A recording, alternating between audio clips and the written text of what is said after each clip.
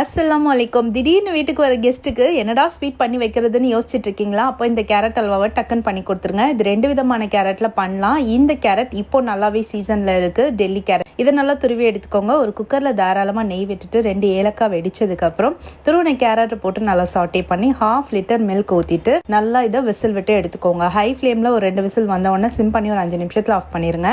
நான் 1/2 kilo Delhi carrot எடுத்திருக்கேன். அதுக்கு 1/2 லிட்டர் மில்க் வந்து எடுத்திருக்கேன்.